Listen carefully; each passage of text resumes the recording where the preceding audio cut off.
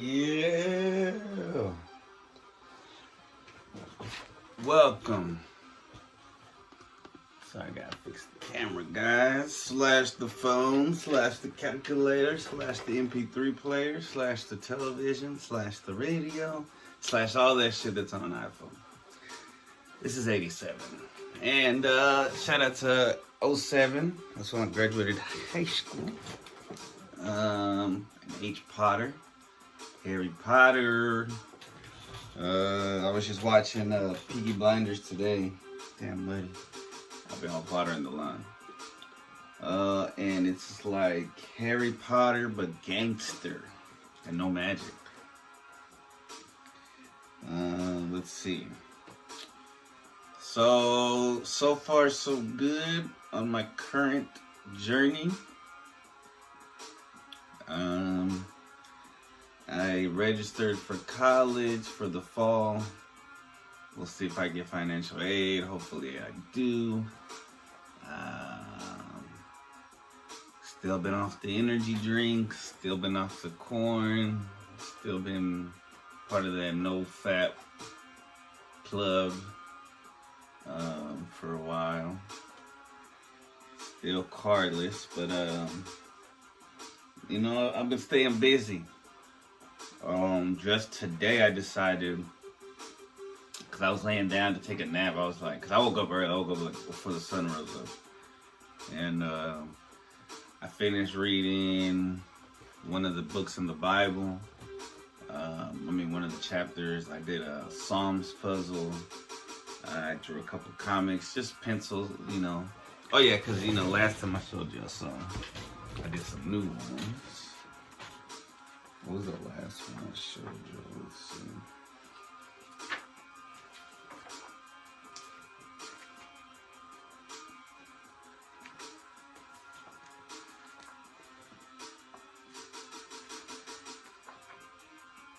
Alright, so since the last one was the weird with the cat one, right? Where the kid's like, please stop. So this one, of course I gotta go back and color and add words. This one I just started doing, like I did a brain, I did a heart, the lungs, the stomach, the eyes, the ear, the nose, and the tongue. I don't know what it's gonna. Right there looks like SpongeBob though. Coincidentally. Then I drew this one. It starts off with this cute thing, and then a monster, and then a cute thing. And then it has a monster, and a cute thing, and a monster. And then it has night, it has the moon, and it has stars, and then it has a sun. I don't know what that one's supposed to be, but I just did it. Here's another random one. Just super random. I started this one on the bottom with that stain. It's like a coffee stain. Let's see. Oh, stupid pig. So I started drawing the stickers on my my Arctic. And then that was the scene. So that's just like me seeing what I seen. And this is a left-handed practice page because I've been wanting to practice with my left hand. So everything you see here, I drew with my left.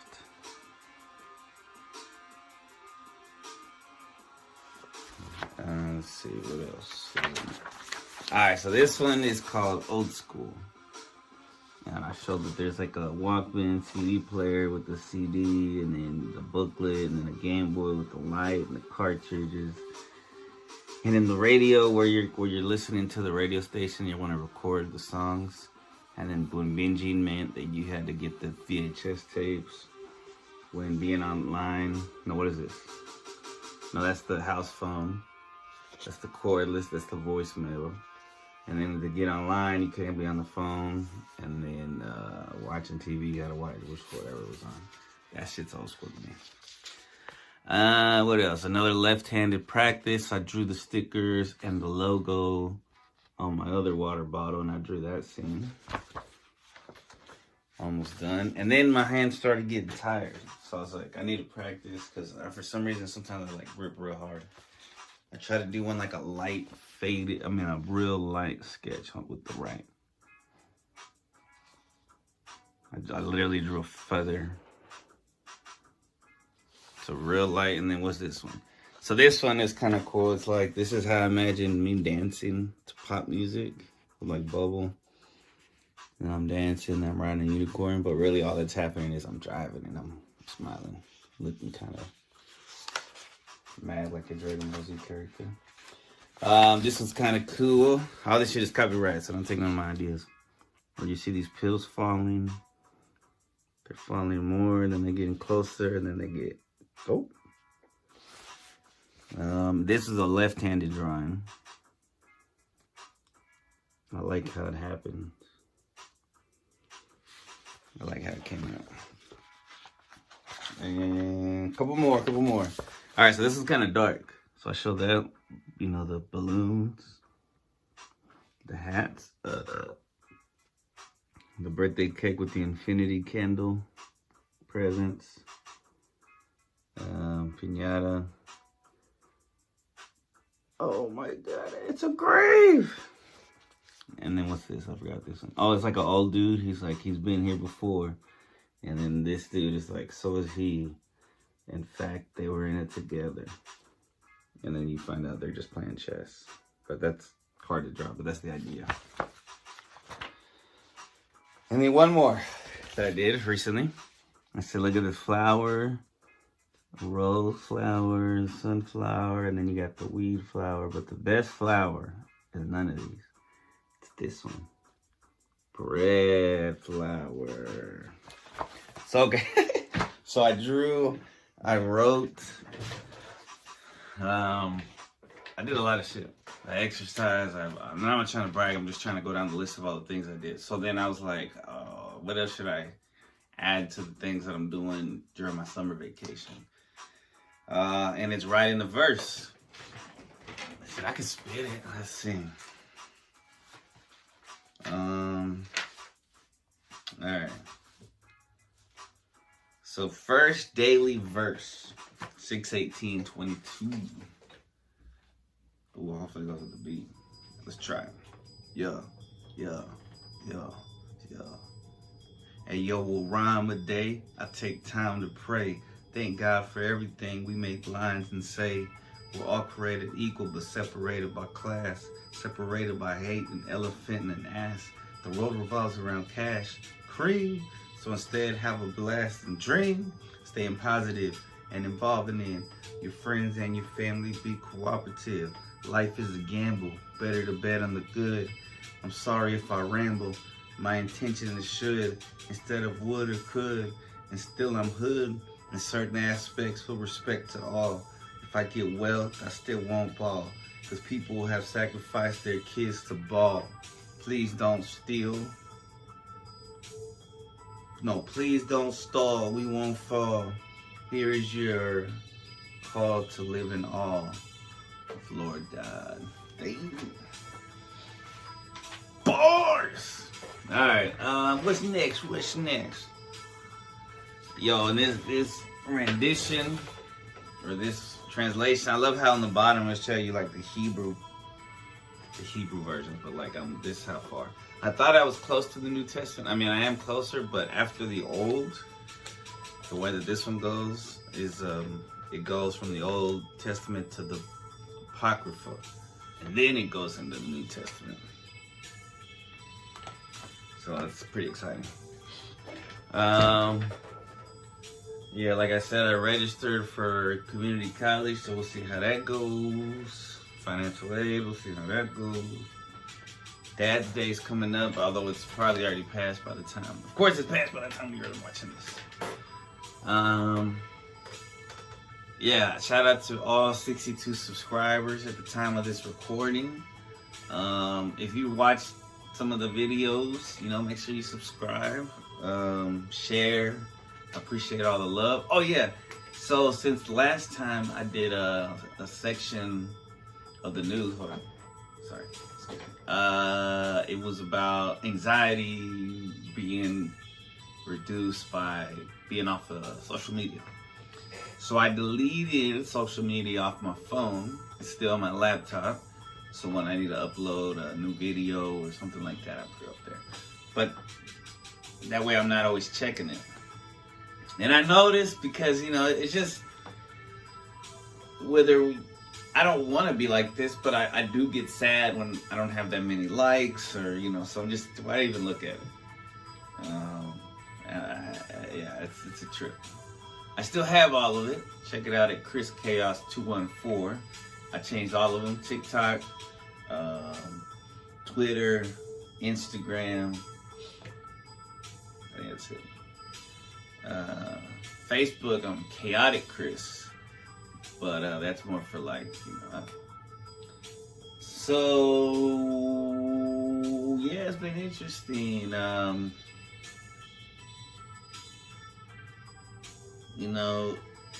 I'm on a new journey, a new path, and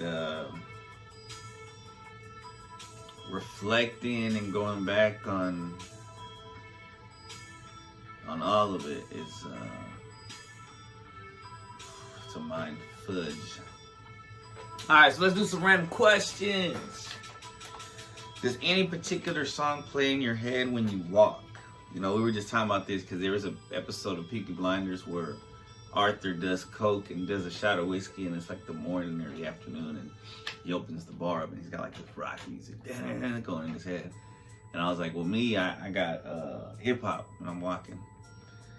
But a particular song, I'm walking on sunshine.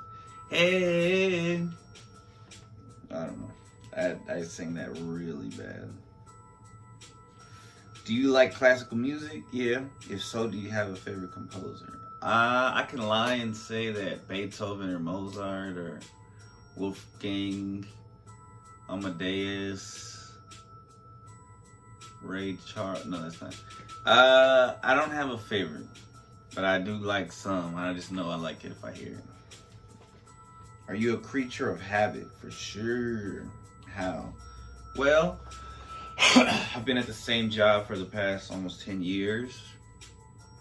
I had an addiction to corn for like 20 something years.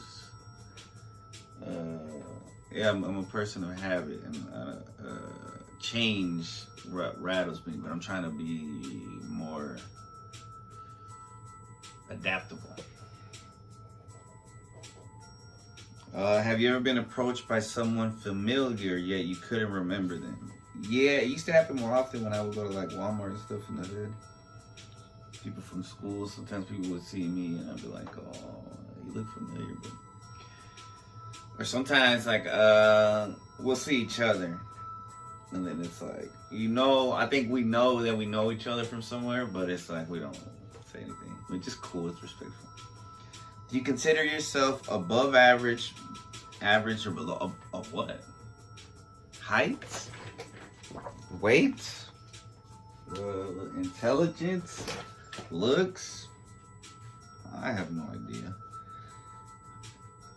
On everything, I'm gonna say average. Average in looks, average in intelligence. That's my humble opinion. I could be even more humble, say below average, but why lie? And thank God for that. Thank God I'm not below average. And for the people that are, sometimes they're happier. What do you think will be the most boring job in the world for you? Ooh. Most boring job in the world. I like talking, but I like listening. But I don't like listening to drunk people. But that's not boring. Boring is something like where I'm by myself in a factory moving boxes or something. Or, I don't know. I don't know. Boring would be construction, but it would be so hot and tiresome, it would be too hard to be boring. I would pass out there. I'm not built for like construction work or roof labor. Ooh, that's hard. What was something you dreaded doing that you ended up loving? Meeting new people. When I was introduced to the Odd Squad, my cousin introduced me to them, and I was like, this is way before the Odd, we even thought about that. We became friends, me and those group of guys, and then like 2 years later, we started the Odd Pod. But yeah,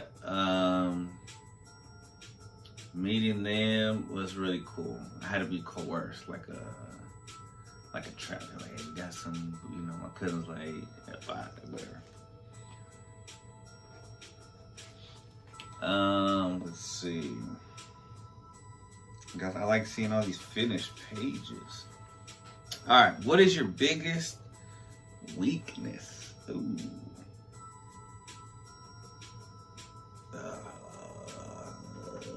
A really pretty, smart, independent woman. Bring me to my knees. And on that, we're gonna stop. Because I got a lot of subjects to do, and I gotta go turn off the water from the yard. What do you thought of this? 87. Shout out to 07. Right, back. So another thing I've been doing, because I read something that said we're supposed to be walking barefoot more, and then it showed a picture of like the toes come together. I noticed my little toes like. So anyway, so I was like, oh man, so I've been walking barefoot. So when I come in, especially now that I'm watering the yard, my feet got dirty. So now I get why in the Bible everybody was washing each other's feet, which I haven't got to that yet because I haven't got to the Jesus part yet. No spoilers. No, I'm just kidding.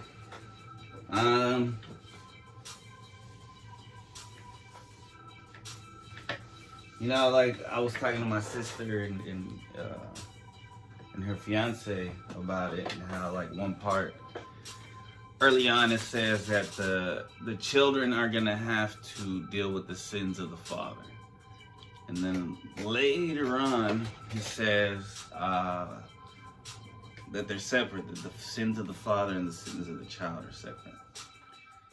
And so that my sister was like, because the scholars, educated people, they say, yeah, there's a lot of contradictions. But I don't see from what I've been reading and how I've been interpreting it, it's a history book, and it's also the growth of humankind, but also the growth of our Creator, because he changes his mind. It's not necessarily a contradiction, it's just the fact that he's changing his mind. So then where they're like, my sister was like, see, God's a woman. And then me and her fiance were like, and then she was like, well, it doesn't sound like a dude. And I was like, no, I guess it would only be a God that would be willing to admit that they were wrong and to a whole people. It's very interesting though. Very interesting. All right, so the first spirit animal I have this week is a cute little bird that I saw. I mean, I'm picturing one time when I was in the backyard and I was looking and I saw it, and it's this little white. Well, it has like a black and white face, but they're little, and it's called a chickadee. And what a cool name that is.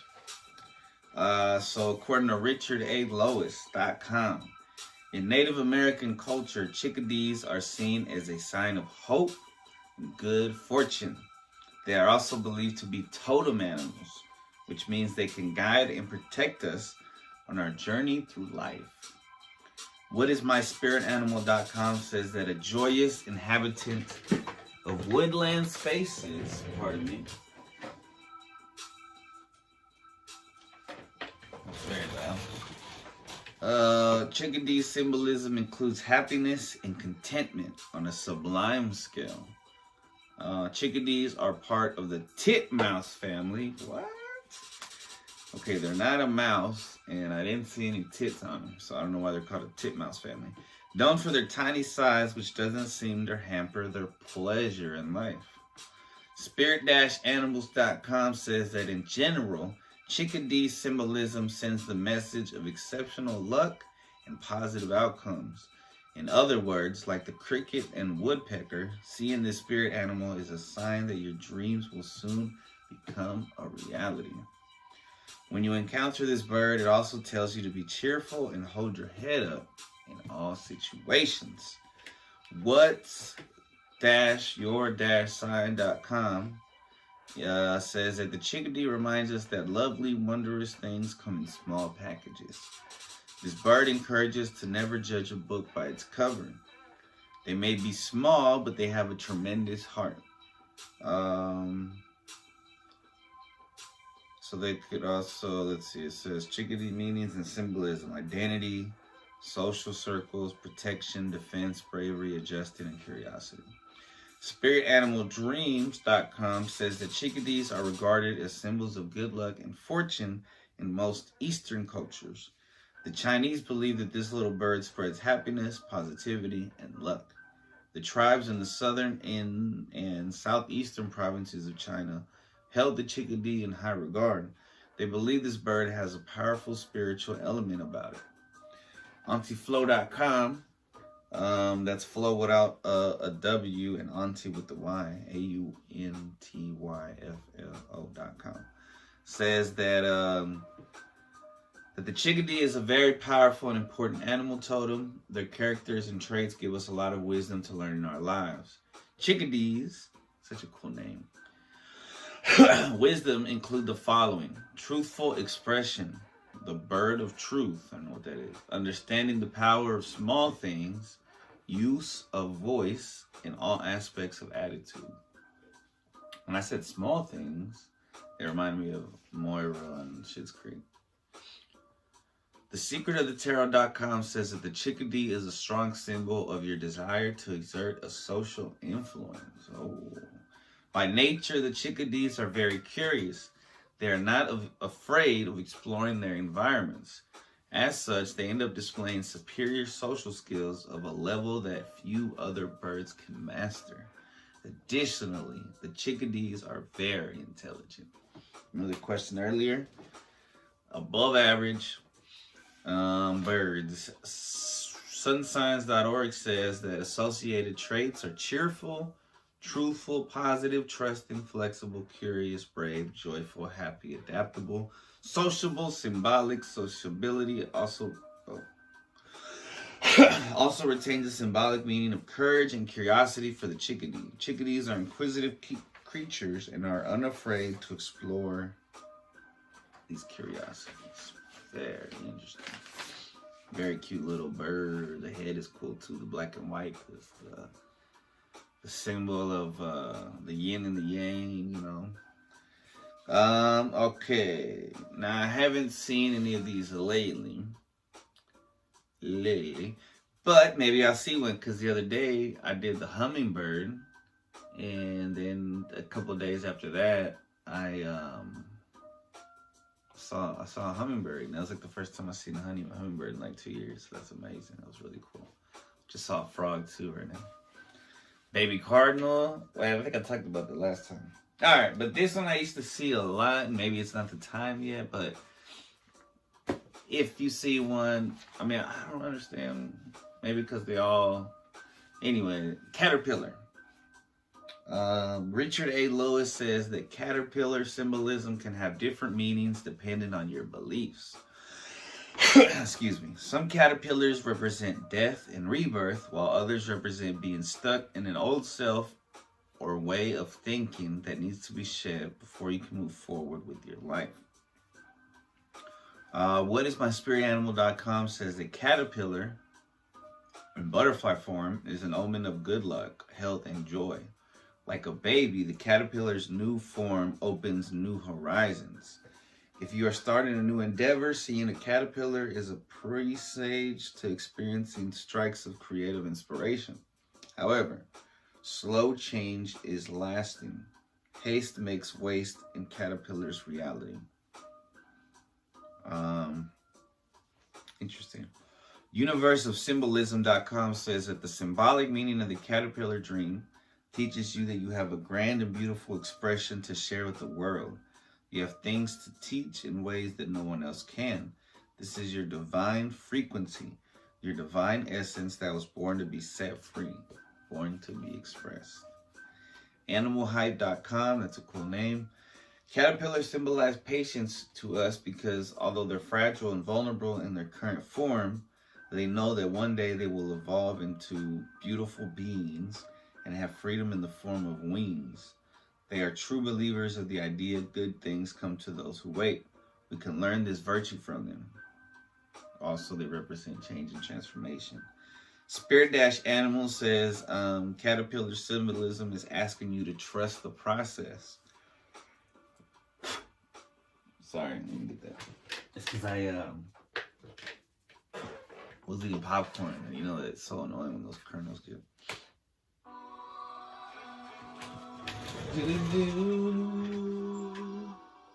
Alright, there was.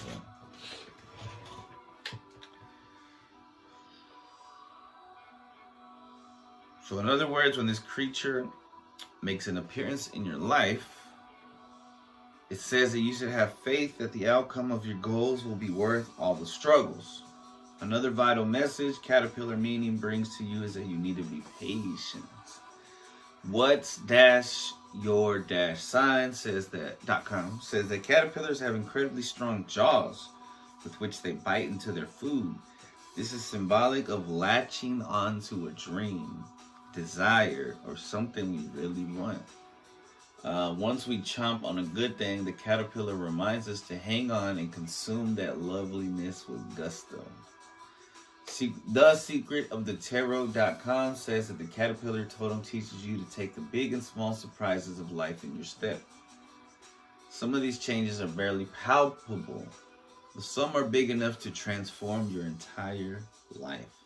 The caterpillar symbolism in your life is that you have the caution and luck you need to deal with all types of changes. Interesante. Muy interesante. Let's see. All right.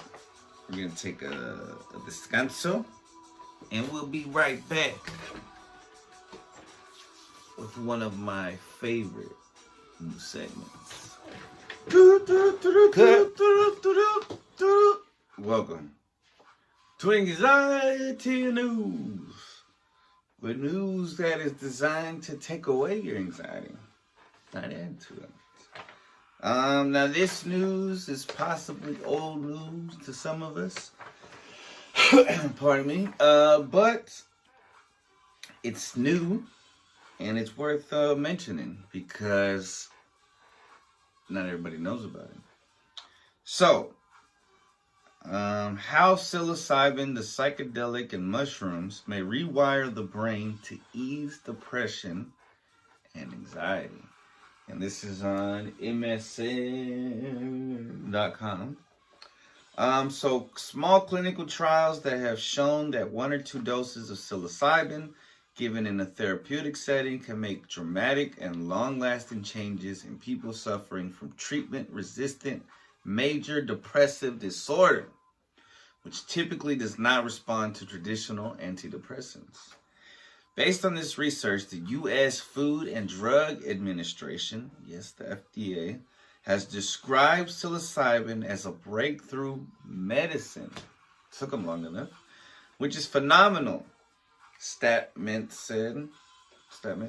Psilocybin, which the intestines convert into psilocin, a chemical with psychoactive properties, is also showing promise in combating cluster headaches, anxiety, anorexia, obsessive compulsive disorder, OCD, and various forms of substance abuse.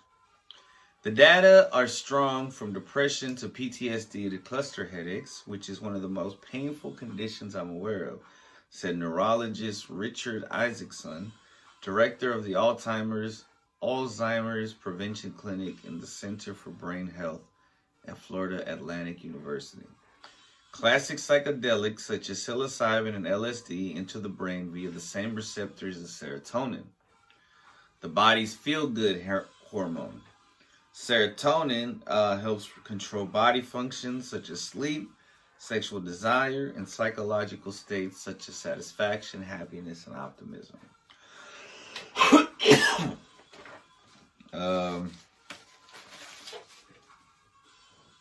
Let's see. People with depression or anxiety often have low levels of serotonin. It's meaningless to know. as do people with post-traumatic stress disorder, PTSD, cluster headaches, anorexia, smoking addiction, and substance abuse. Treatment typically involves selective serotonin reuptake inhibitors, or SSRIs, which boost levels of serotonin available to brain cells. Yet it can take weeks for improvement to occur, experts say, if the drugs even work at all. With psychedelics such as psilocybin and LSD, however, scientists can see changes in brain neuron connectivity in the lab within 30 minutes, said pharmacologist Brian Roth, a professor of psychiatry and pharmacology at the University of North Carolina at Chapel Hill. It creates a very, very disorganized brain, ultimately breaking down normal boundaries between the auditory, visual, executive, and sense of self sections of the mind, thus creating a state of altered consciousness, said David Nutt, director of the Neuropsychopharmacology Unit in the Division of Brain Sciences at Imperial College London. And it's that disorganization that is, man, just saying that name almost passed. Just kidding. And it's that disorganization that is ultimately therapeutic, according to Nutt, that's N-U-T-T. Depressed people are continually self-critical, and they keep ruminating, going over and over the same negative, anxious, or fearful thoughts. There's more. Researchers say psychedelic drugs actually help neurons in the brain sprout new dendrites, which look like branches on a tree, to increase communication between cells. These drugs can increase neuronal growth. They can increase this branching of neurons. They can increase synapses. That's called neuroplasticity, Nutt said. Enough said, Nutt said. Very interesting. Now, you do got to be careful as somebody who's tried psilocybin before, a long time ago, before I was employed by who I'm employed by right now. If you have, like I used to do it, and then I would like watch porn or something. So you gotta be careful. Don't bring one addict.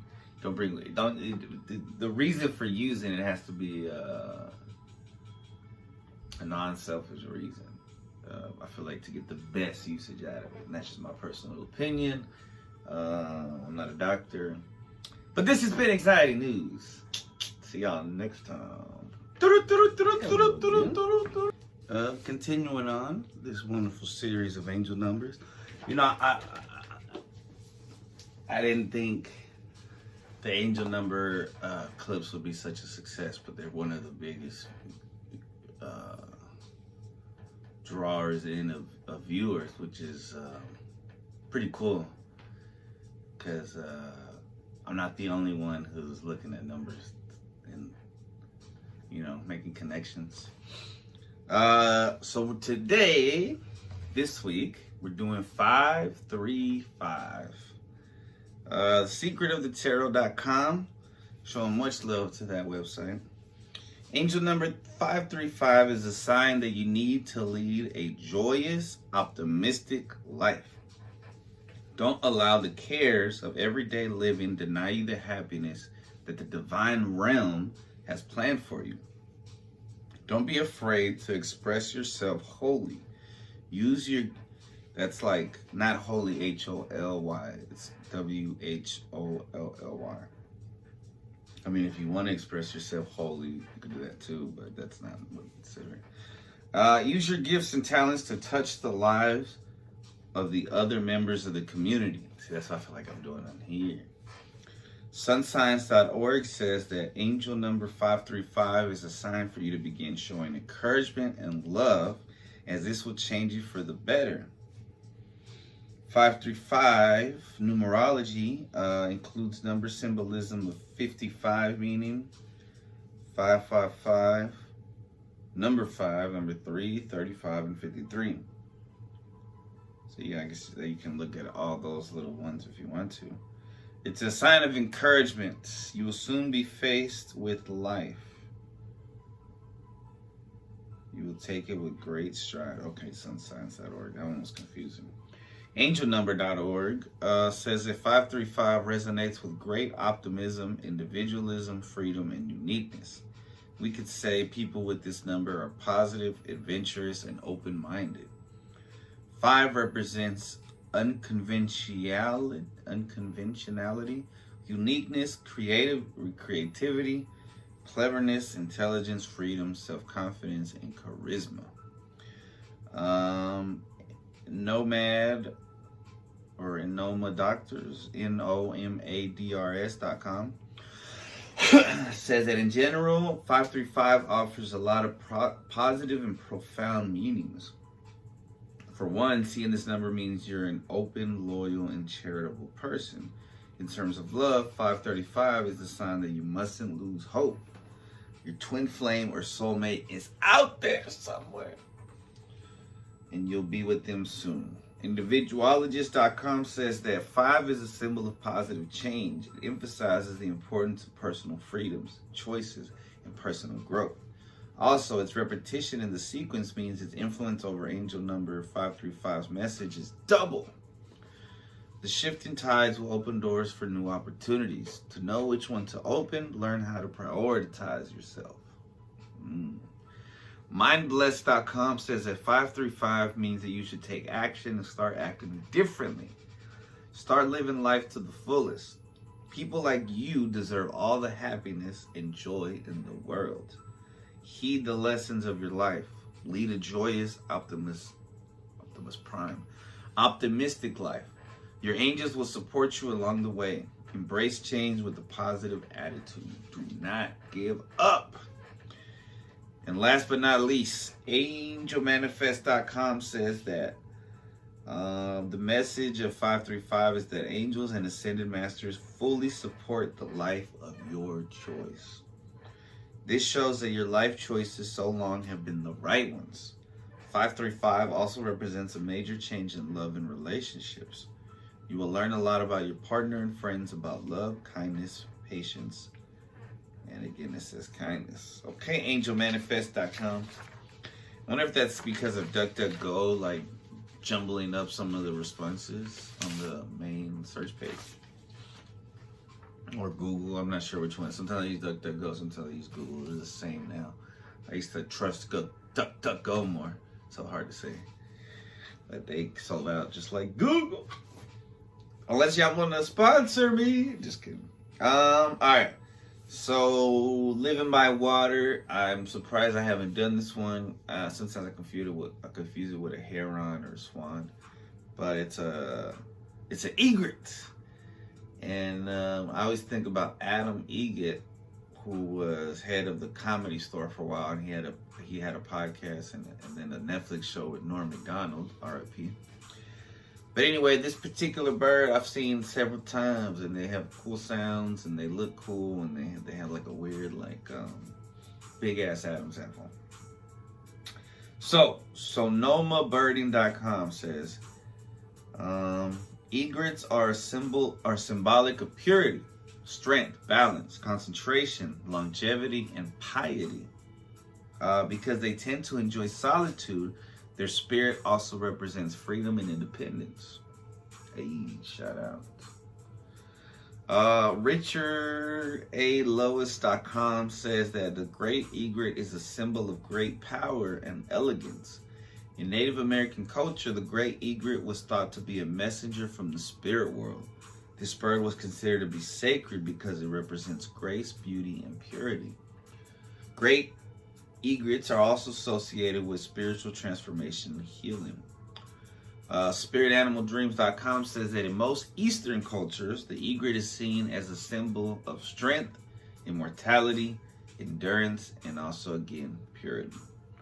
It is also thought to be a noble bird, and its eggs were a befitting gift to the royalty. When the egret is your spirit animal, as with all spirit animals, the egret chooses to come into your life to help you through a troubling phase. FindingTheAnswer.com says that the egret teaches to stand in the physical and spiritual worlds. Egret helps look deeper into aspects of life, brings out innate wisdom, and shows how to become self-reliant. The egret is sharp, direct, and to the point. Determination, balance, follow your own path. WhatDreamMeans.com says that the egret is a lovely symbol for pleasant, cooperative relationships and shared child rearing in this context. I don't know why they say child rearing, child raising. It's a better way to say it. It frequently appears to persons who are transitioning between places, people, or stages in their life. People become restless when they realize they have no actual bearings. What does that have to do with this shit right here? Native-languages.org says that the Native American egret mythology, egrets are associated with peace and harmony by many tribes and play the role of a mediator or wise elder in some legends. In southern tribes like the Cherokee, hey, shout out to the Cherokee and the Chickadee, egret feathers were associated with peace and were worn by diplomats and ball players. Interesting. As opposed to eagle feathers, which were worn by warriors. ShamanicJourney.com says the heron and egret power animal symbol of balance.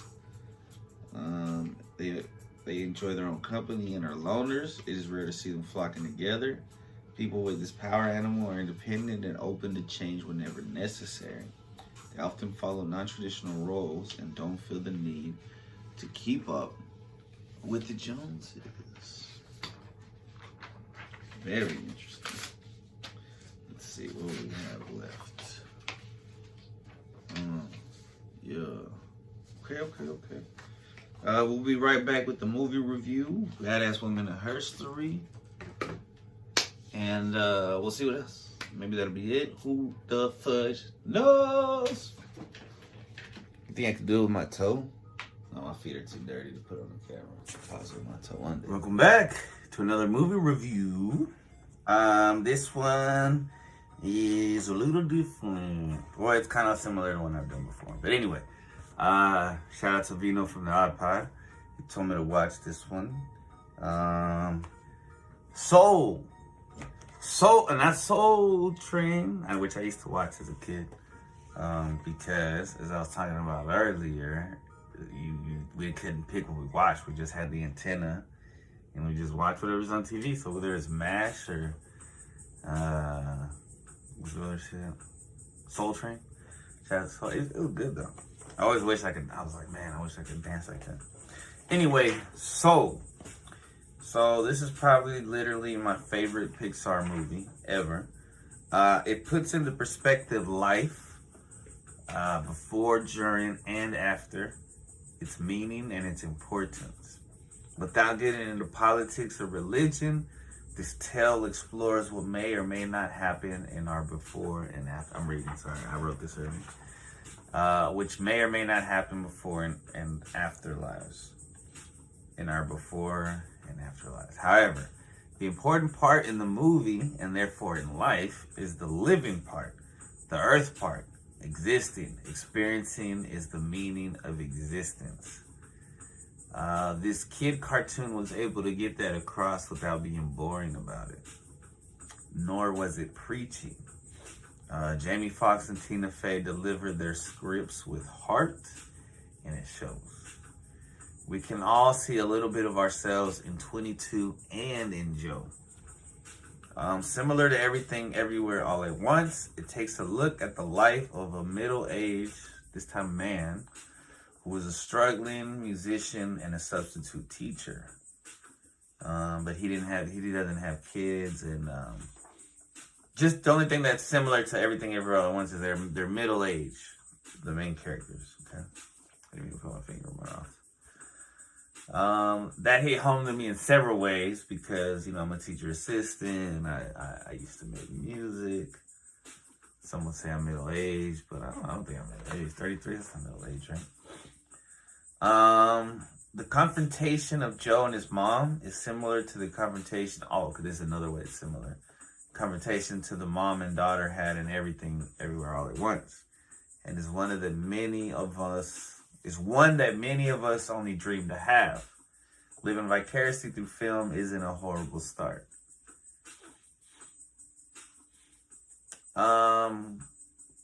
Which is it? I have had these confrontations, so I'm good. Me and my parents are good. I started watching this movie inside, like literally inside the house, and then I went outside and I finished watching it under a tree. If you see it, you'll see why the ending hit me even harder and why I was crying. Than it may have if I finished watching it inside. I mean, it would have hit anyway if I would have just stayed inside and finished watching it, but I went outside. It's like a smoke break. 5 stars. This movie made me laugh. It made me cry. It made me think. It made me appreciate my life. Kudos, bravo. Yes. So, check it out on Disney Plus. All right. Shout out to the M&M. Man. Yeah. See y'all next time. Alright, we're back. So before I get started on the Badass Woman in Herstory, I was just thinking that when I used to partake in the corn, aka porn. Not partake like I was recording it. I just mean like when I would watch it. It used to sometimes be like a reward, right? So I would be like, I'll do my podcast and edit it and all that, and then I'd be like, all right, time to throw on some Pornhub or XNXX or X videos or. And so it's been a month, more than a month now, and then I have the house to myself, so I'm like, oh, that's that part of the mind. It's like it'd be perfect, like Chris Rock said in that one special. I forgot what special it was, and I only know a couple of them. So anyway, I was thinking to myself, so what's my reward? And I was like, you know what? My reward is life, is living, being alive. And if that's not enough, my reward is also helping others by providing this information in cool little chunks. And maybe one day, hopefully this will be like my job and I'll be able to employ people and stuff like that. And if not, well, my goal is to be a teacher, and I'll still do this for fun.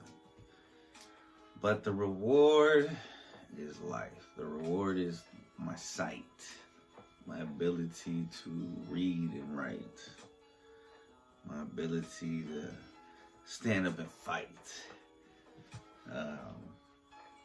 my ability to choose between wrong and right,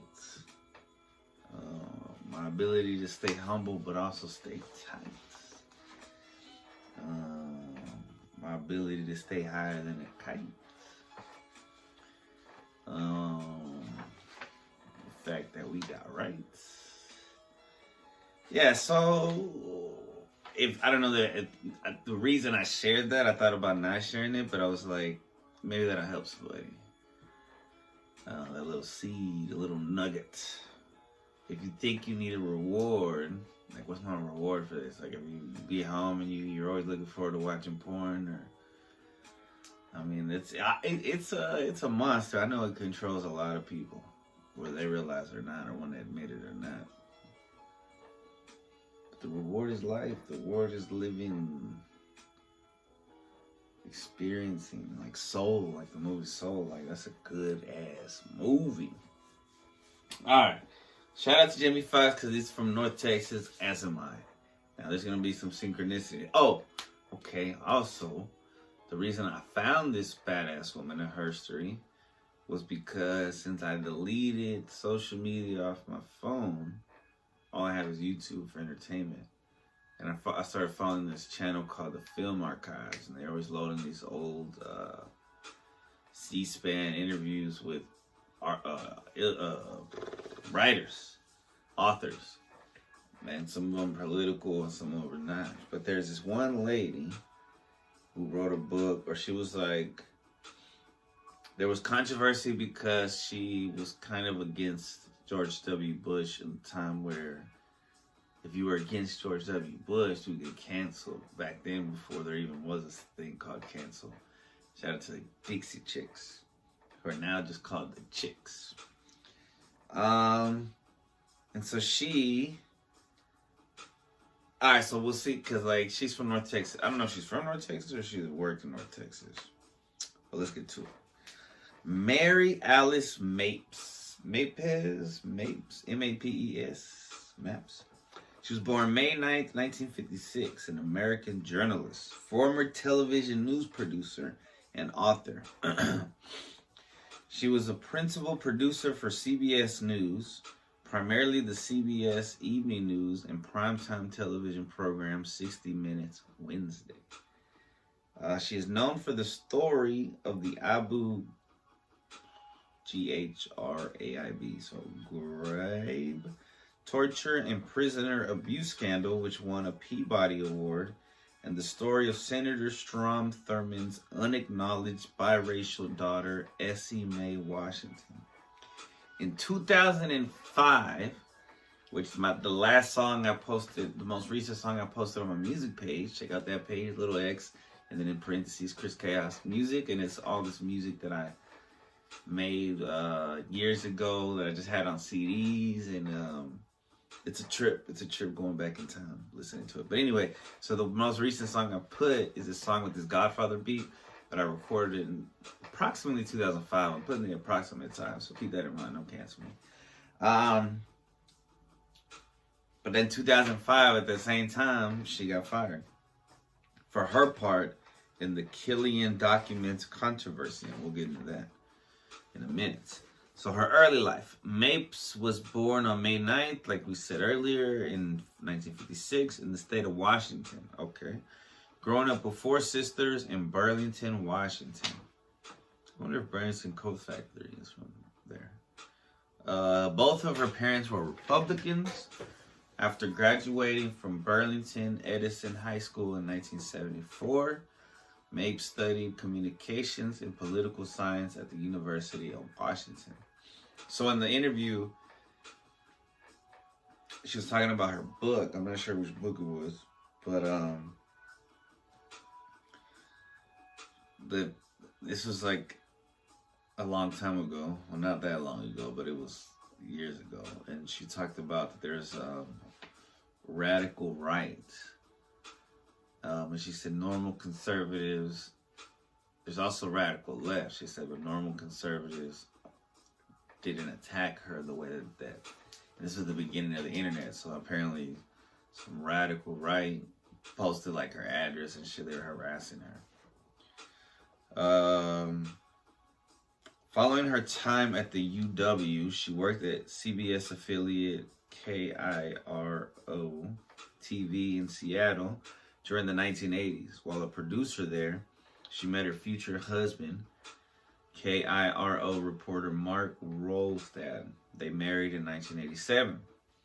In 1989, the year I was born, more than likely you were born that year too, if your graduation year was 07. She went to work for CBS News in Dallas, Texas. Synchronicity. She was hired by CBS in 1999 as a producer assigned to Dan Rather and the program 60 Minutes Wednesday. At 60 Minutes Wednesday, Mapes produced a story that announced the U.S. military's investigation of the Abu Ghraib prison scandal and the story that exposed Strom Thurmond's unacknowledged biracial daughter, Essie Mae Washington, which won her Peabody Award in 2005 for the former. So, the Killian Documents controversy. Mary Mapes produced a segment for 60 Minutes that aired criticism of President George W. Bush's military service. That's right, I'm starting to remember now the interview. Supported by documents purportedly from the files of Bush's commanding officer, the late Lieutenant Colonel Jerry B. Killian. Those documents had been delivered to CBS from Bill Burkett, who was a retired lieutenant colonel with the Texas Army National Guard. During the segment, Dan Rather asserted that the documents had been authenticated by document experts, but ultimately, CBS could neither confirm nor definitively refute their authenticity. Moreover, CBS did not have any original documents, only fax copies, as Burkett claimed to have burned the originals.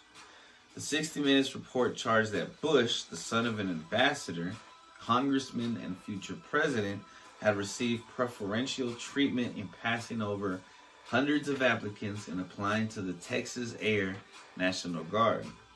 Then Texas Lieutenant Governor Ben Barnes said he had made phone calls to get Bush into the Guard.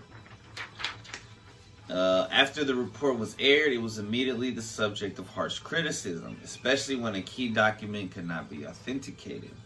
As a result of the controversy over the use of the document, CBS ordered an independent internal investigation.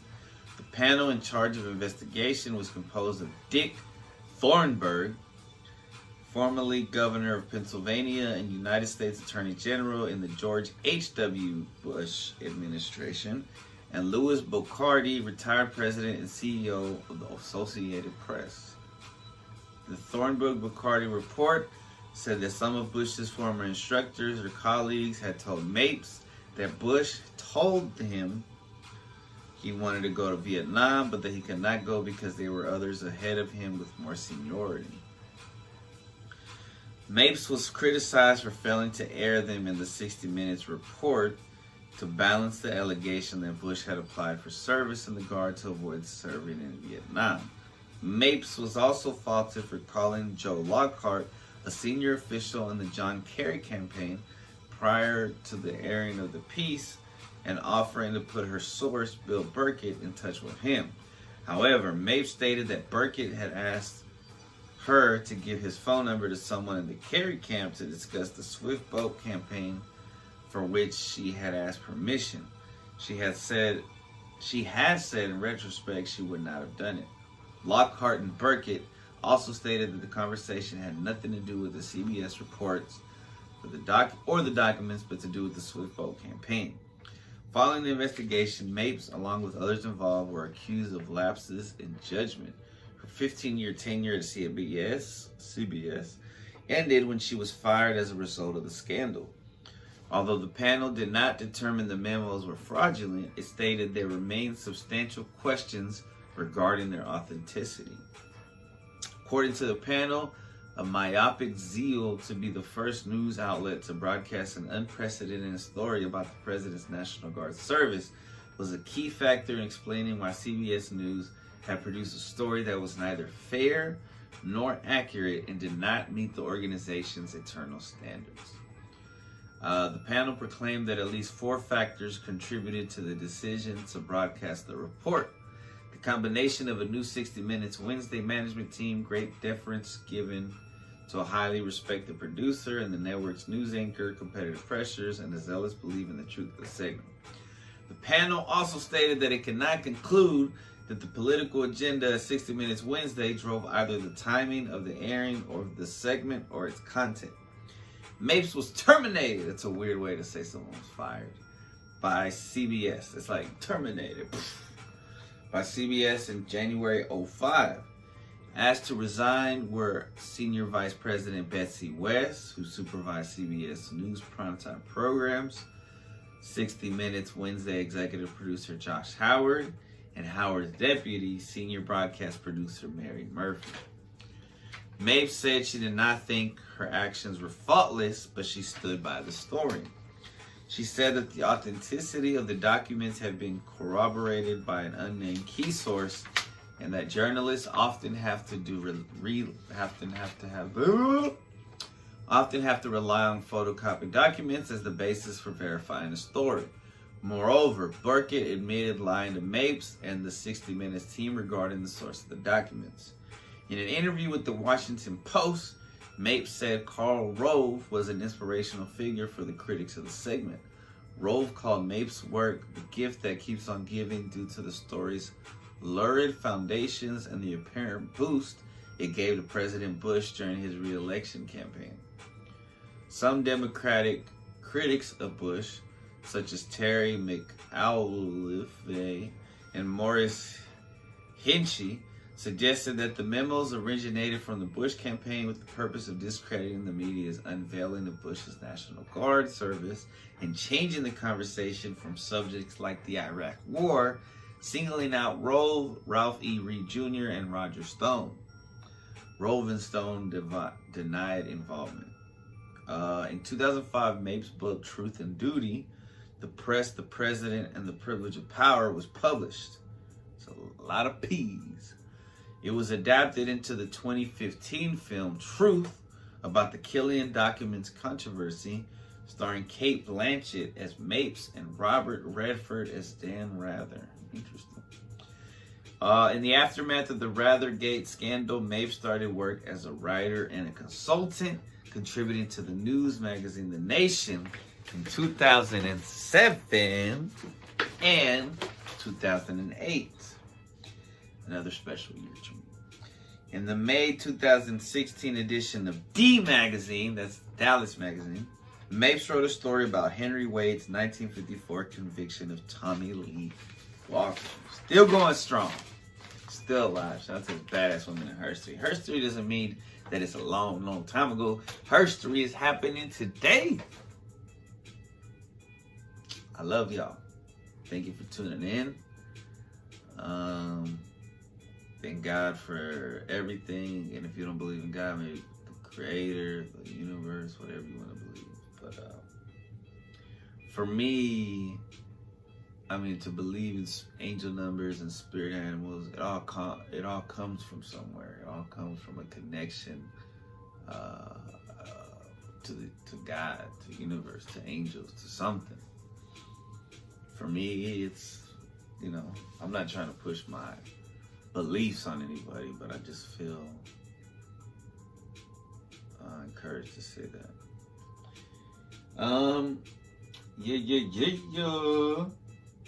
Yeah. I'm out. See y'all next week. Peace.